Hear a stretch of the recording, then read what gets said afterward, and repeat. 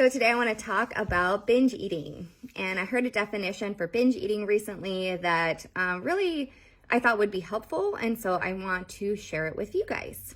So binge eating defined as a response to real or perceived deprivation.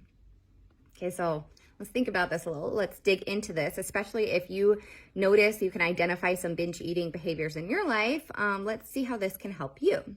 Okay, so I kind of like to think about it like a slingshot. Okay, so you've got a rock in a slingshot, and the more you pull it back, right, the more force that you exert on it, the further the rock flies in the opposite direction as soon as you let go, right? Which that's kind of how how this looks to me anyway, when we are in a deprivation and binging loop, right? Where the harder that you deprive yourself, the more that you attempt to do so, the further the rock flies in the opposite direction, right? The more you binge, the harder you binge, the longer you binge on the opposite end.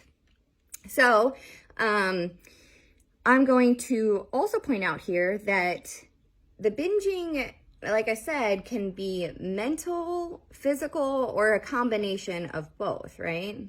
So I want to give you an example of what just completely mental looks like, okay? So say that you tell yourself that you are not eating any more processed sugars. You're not going to have cookies, cakes, candies, nothing at all, right? Immediately, almost immediately, what pops up for me is a feeling of deprivation, right? A feeling of restriction. And I haven't even done it yet. I haven't even not eaten those things yet. So that's immediate, and that counts, right? That sentences like that, I'm never eating XYZ again, are often the trigger for a binge, the next day, even that night. Okay. And physical is a little bit easier, I feel like, to identify.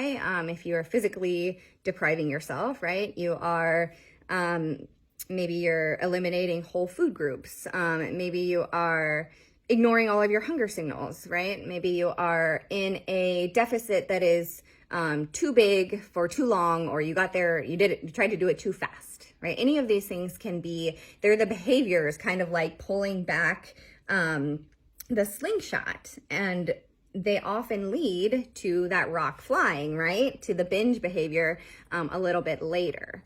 And so what can you do so that you can end this binge deprivation cycle? Okay.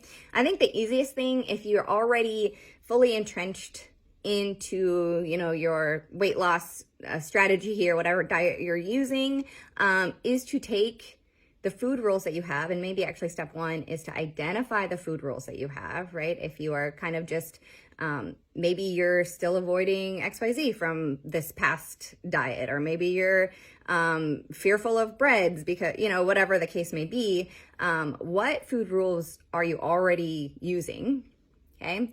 And how can you turn it from a food rule into a guideline? We want it to be a guideline because guidelines are flexible. Guidelines are flexible. They allow for choice, which is really important here. Nobody likes to be told they can't do anything, and telling yourself that as well is not helpful. So if you're telling yourself you can't have any more of this, that's taking away your choice, and you're going to feel that as deprivation. So when we think about the guidelines that we have, then hopefully that gives us a little bit more flexibility and can pull us out of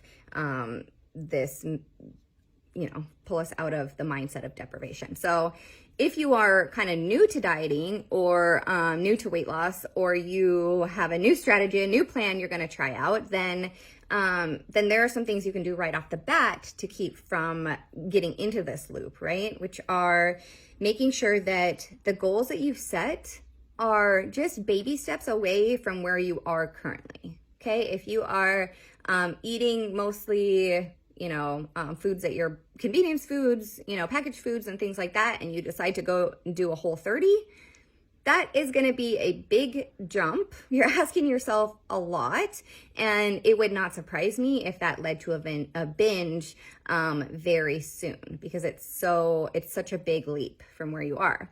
So that's one strategy, is and good for wherever you are in whatever stage of weight loss, is to make goals that are just baby steps away from where you are. Okay. The other thing that you can do is make sure that the goals that you have, when you think about what you're focused on, if I think about, I'm focused on, oh, I can't have any more processed sugars, then what I'm thinking about all the time, first of all, is processed sugars, right? I'm thinking about them all the time because I'm telling myself I can't have them. And each time I think about it, it makes me feel like yucky, right? It makes me feel like I have to deny myself something, right? And so if we change that instead to something more positive, where I say, I'm going to focus on eating enough XYZ instead of I'm going to focus on not eating XYZ, that can make a big impact as well, right? So making sure that we're setting up our goals in a way that when we think about them, they support and motivate us instead of making us feel yucky. That can be a good step in the right direction. So I hope this is helpful for you all. I've had fun kind of talking this through with you. If you are ready to have a whole health approach to your weight loss, then please reach out to me. I work with clients one-on-one, fully online, for $75 bi-weekly, and I would love to connect with you. So please send me a direct message and we will get set up. So have an awesome week, y'all. I will see you really soon.